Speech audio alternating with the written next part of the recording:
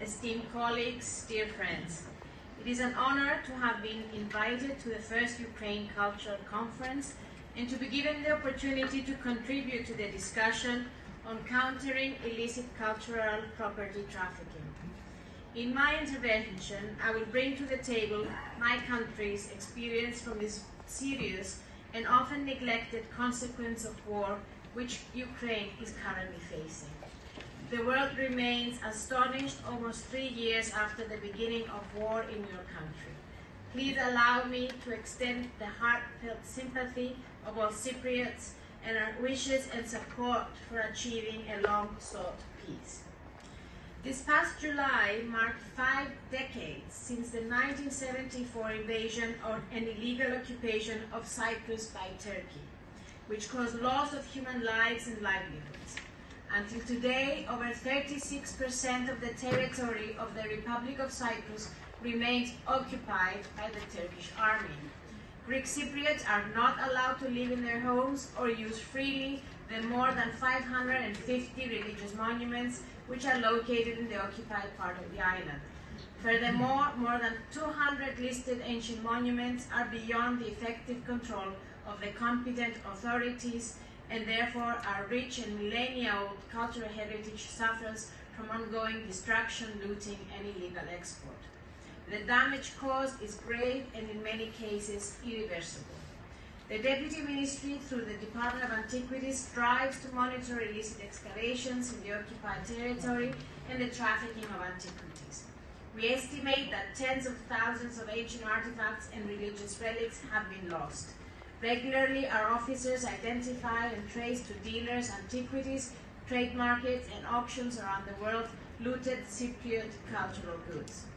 There is an urgency to act because despite legislative measures, international conventions, and the wide dissemination of codes of ethics, the trade in antiquities is rampant as the advancement of detecting and looting techniques and the expansion of online auctions have multiplied prospective clients and the number and type of objects up for sale.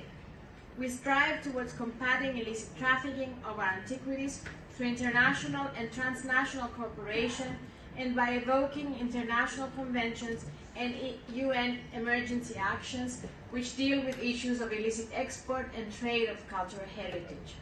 Particularly important for Cyprus and now for Ukraine is the 1954 Hague Convention and its 2 protocols for the protection of cultural property in the event of armed conflict. Worthy of note are the 1970 UNESCO Convention, the 1995 UNIDROIT Convention, as well as the 2017 Council of Europe Convention on Offences Relating to Cultural Property, known as the Nicosia Convention, we heard about already this afternoon, which we also urge all of you to ratify.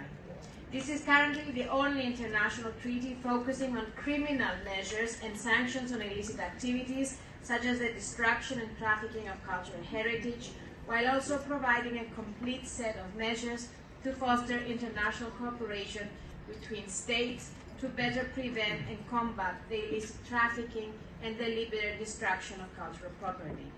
It is also important to mention the contribution of organizations such as the International Council of Museums with its code of ethics and guidelines for museums regarding acquisition, policies, and due diligence procedures, its 100 Missing Objects series, and the Red Lists database. The contribution of Interpol is extremely valuable with its work of art database, posters published every June and December of most wanted stolen works of art, and of course, its investigations.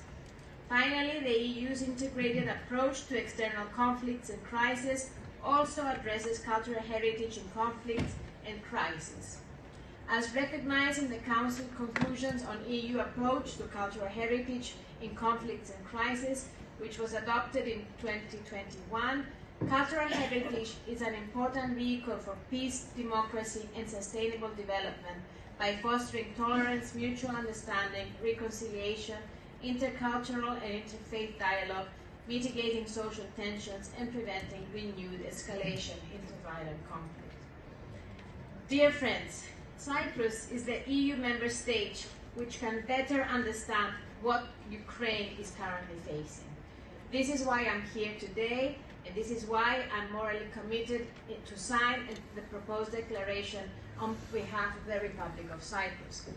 As you can see, Cyprus sadly holds important expertise on legislative and investigative means of countering illicit cultural property trafficking, and I would like to extend an invitation for Ukraine experts to come to Cyprus and collaborate with our teams for a joint effort against this terrible consequence.